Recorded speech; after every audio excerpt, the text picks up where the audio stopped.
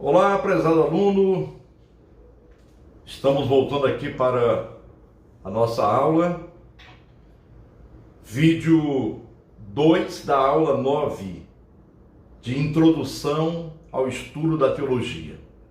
Bem, particularmente agora nós vamos ver sobre as áreas do curso de Teologia, de uma forma particular e panorâmica. Então, a primeira área da teologia é a teologia bíblica, do curso de teologia, uma área que é bastante abrangente. E também as línguas bíblicas. Na história da teologia, cresceu a convicção de que a Bíblia é a alma da teologia. Guarde bem esta frase: a Bíblia é a alma de toda a teologia. Para além das diferenças confessionais, não só para o campo protestante, mas ortodoxo e católico romano. A teologia bíblica exerce grande fascínio sobre o estudante.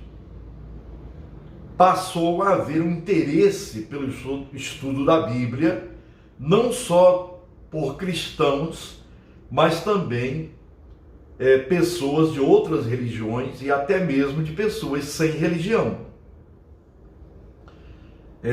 Nós podemos ver alguns filósofos, historiadores no mundo aí da mídia que não professam nenhuma religião e, no entanto, têm um apreço muito grande pela Bíblia e falam sobre ela.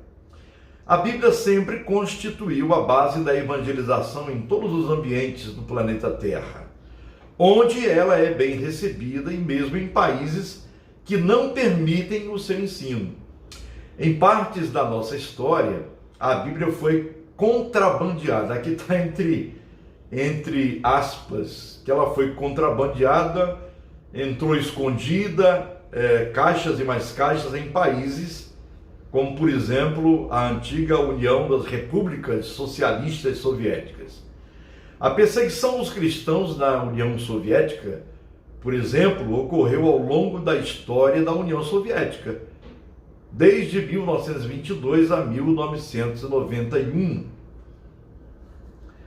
As autoridades soviéticas suprimiram e perseguiram em diferentes graus várias formas de cristianismo, dependendo do período particular. A política marxista-leninista soviética defendia consistentemente o controle, a supressão e a eliminação de crenças religiosas e encorajou ativamente o ateísmo durante a existência da própria União Soviética. O Estado estava comprometido com a destruição da religião e demoliu igrejas, mesquitas, sinagogas, ridicularizou, perseguiu, encarou e executou líderes religiosos, inundou as escolas e meios de comunicação com ensinamentos ateus e geralmente promoveu o ateísmo como uma verdade que deveria ser socialmente aceita. O número total de cristãos vítimas de políticas ateias do Estado soviético foi estimado na faixa de entre 12 a 20 milhões. Este é um número muito grande de perseguição e também de assassinato de cristãos. Crenças e práticas religiosas persistiram entre a maioria da população da Rússia, nas esferas doméstica e privada, mas também nos espaços públicos autorizados pelo Estado, que reconhecia o fracasso em erradicar a religião e os perigos políticos de uma guerra cultural implacável. Então, tentar erradicar a religião da sociedade é cair no fracasso, porque o ser humano é um ser estritamente religioso. No curso acadêmico de graduação, a teologia bíblica pode ser apresentada em 3 grandes blocos: três grandes blocos da teologia bíblica. Você tem a introdução geral, estudos dos livros do Antigo Testamento, ou Primeiro Testamento, ou ainda escrituras judaicas. E do Novo Testamento, escritos cristãos ou Segundo Testamento. A introdução geral visa compreender uma panorâmica, a história do povo de Israel, o processo de passagens das tradições orais para a escrita e dos distintos gêneros literários. Reflete temas gerais como a interrelação, fato e interpretação nos textos e familiariza o estudante em termos técnicos da ciência bíblica. Então, isso aqui é apenas uma panorâmica da área da teologia bíblica e também das línguas bíblicas. O segundo bloco do Antigo Testamento divide-se em diversas disciplinas. Faz-se uma distinção da seguinte maneira: Pentateuco, livros históricos, profetas, salmos e sapienciais. Bem, sapienciais são livros ligados à sabedoria, como Provérbios, como Eclesiastes. No terceiro bloco, do Novo Testamento, estudam-se os evangelhos, os escritos paulinos, os Atos dos Apóstolos, as cartas católicas ou universais, a palavra católico quer dizer universal, e o Apocalipse. Tudo isso vocês verão com os professores de cada área. A teologia bíblica pressupõe o uso da exegese, considerada uma disciplina essencial para compreender o texto bíblico. A exegese consiste em compreender o texto em sua forma e em sua essência, compreendê-lo como literatura, por meio da análise literária, e como produto histórico-cultural, por meio da análise sociológica. Dito de forma simples, a exegese intenta, utilizando o instrumental científico, captar o significado da letra da Escritura. Nenhum texto é uma unidade isolada, mas se insere no amplo contexto do processo da comunicação linguística. Também todo texto é construído sobre um sistema sígnico determinado. Sistema sígnico aqui você pode interpretar, ou uma palavra sinônimo para a língua, o código, a linguagem, o inglês, o português, o francês. Existe um sistema sígnico de determinada nação, que é o francês, o português brasileiro e tal. Assim, tanto o autor quanto o leitor devem ter um sistema sígnico em comum para que o processo comunicativo aconteça.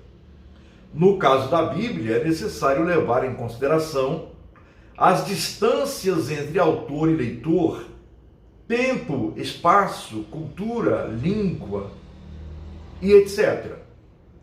Portanto, é de fundamental importância ter a consciência de que a Bíblia é um livro vivo, não porque nos conduz à salvação, mas porque cada um dos seus escritos que a compõem passou por um longo processo de formação e possui uma história digna de uma biografia. Então, você levar em conta a Bíblia tem assim uma estatística,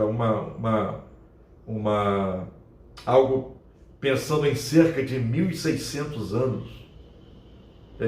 Pode colocar aí 1.200 anos do Antigo Testamento, aproximadamente 4 séculos mais aí o Novo Testamento. Então não é um livro que surgiu, ou a Bíblia não é um conjunto de livros que surgiram por acaso.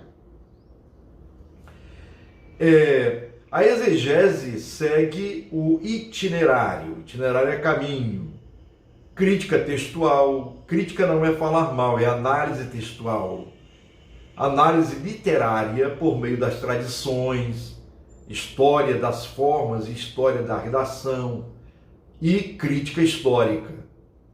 Para que a exegese siga o seu caminho, é necessário o conhecimento das línguas hebraica, grega, estão vendo aqui as imagens, a língua hebraica, você tem o Aleph, Beit, Gimel, Dalet, Rei, Vav, Zain, Het, Tet, Yod, Kaf, Lamed, Kaf, Raf, Lamed, Mem, Nun, Sam, Ain, Pet. E aí você, por aí afora, vai aprender, tem aqui a transliteração. Você vai aprender isso aí na faculdade. A língua grega, alfa, beta, gama, delta, epsilon, zeta, eta, teta, iota, kappa. Então, você também vai aprender o grego na faculdade. E alguns aspectos da língua, do dialeto aramaico, que é o antigo alfabeto aramaico, que é das tribos semitas, lá do tempo de Abraão, do Israel antigo, ainda não era nem povo e nem nação. E eles mantiveram isso por muito tempo, o antigo alfabeto hebraico. Muito bem, prosseguindo. Deixando aqui a área de Bíblia e também as línguas bíblicas, vamos para a área da teologia sistemática. É diferente da teologia bíblica. A teologia sistemática diz respeito às crenças em uma apresentação lógica em sua relação com o pensamento e a vida contemporâneos. Portanto, é um sistema lógico, uno e orgânico de verdades acerca de Deus e de suas relações com o universo. Sistema lógico, eu estou apresentando aqui, por exemplo, a figura ou a imagem da teologia do Norman Geisler, publicado pela CPAD. Então, aqui é o número 1, se não me falha a memória, o livro 1, são, parece que 2 ou 3 volumes. Então, o sistema orgânico é a doutrina de forma organizada. O que a sistemática faz? Toma o material fornecido pelas teologias bíblica e histórica e com este material busca edificar um todo orgânico e consistente do nosso conhecimento de Deus e de suas relações com o universo. Quer este conhecimento seja originariamente derivado da natureza, quer das Sagradas Escrituras. Teologia sistemática é qualquer estudo que responda à pergunta: o que a totalidade da Bíblia nos diz hoje? Bem, a sistemática não analisa cada texto da Bíblia, mas ela trabalha com o que já foi analisado. A respeito de um tópico específico, ela trabalha isso de forma específica, sistemática. Envolve a coleta e o entendimento de todas as passagens relevantes da Escritura sobre vários tópicos. Por exemplo, salvação, Deus, criação, salvação, Jesus Cristo, o homem, pecado, são temas da sistemática. Assim como o resumo, claro, de seus ensinos, de forma que saibamos em que crer cada tópico. As fontes informativas da teologia cristã são as Sagradas Escrituras, o testemunho cristão através dos séculos, que é a história da igreja, até os pronunciamentos dos concílios eclesiásticos, as decisões conciliares. Por exemplo, o primeiro concílio ecumênico, lá no ano 325 da nossa era, lá em Niceia, foi onde ali começou a se formar a doutrina sistemática da Santíssima Trindade, Pai, Filho e Espírito Santo. Teólogos se tornaram exímios intérpretes da doutrina cristã. A teologia sistemática é importante para o estudante de teologia porque tem a incumbência de organizar a doutrina bíblica na mente, de forma a se caracterizar como a melhor preparação no sentido de saber articular o saber teológico com convicção, refletir e ensinar a palavra de Deus de maneira mais profunda. As mentes seminais, quer dizer, originais da teologia cristã, foram os escritores sagrados do Novo Testamento. Paulo, João, Pedro, mais especificamente ainda a autoridade apostólica, ou mediante os apóstolos, ou através de seus discípulos mais chegados. A teologia sistemática tem o seu propósito através da indagação dos fatos com respeito a Deus e às suas relações com a sua criação. A demonstração desses fatos em sua unidade sistematizada como partes importantes de estudo a respeito das verdades formuladas organicamente. As verdades teológicas são colocadas no seu devido lugar. A teologia sistemática ela arruma tudo, ela coloca dentro de um sistema organizado para que a gente possa entender a doutrina ou as doutrinas. Tudo na teologia sistemática, em tudo há uma ordem. O Deus que se revelou a nós, pecadores, é um Deus inteligente, que criou tudo segundo a sua palavra, com ordem. Você verifica lá no Gênesis, tem uma ordem, estabelecendo leis próprias para cada obra criada. É preciso entender que a teologia sistemática é a base ou ponto de partida para o entendimento da divindade e suas relações com o universo. Ela não se constitui um fim em si mesma para determinar o que Deus é e o que deve ser. O teólogo Paul Tillich afirma que no sentido de propor que a existência teológica seja teônoma, dirigida a nomos lei, teos Deus, quer dizer, seja dirigida por Deus, isto é, e autônoma em sua forma, mas aberta à dimensão de profundidade do ser e do sentido que é, em categorias teológicas, o espírito. Não é porque uma teologia sistemática, um determinado dogma, que seja inalterável. Há dogmas que estão ultrapassados, há dogmas que não são ultrapassados e que permanecem. Que esteja centrada, ele diz mais, que esteja centrada na figura concreta de Jesus, o Cristo, como sendo objeto de preocupação última, principal de todos os tempos e de todos os espaços.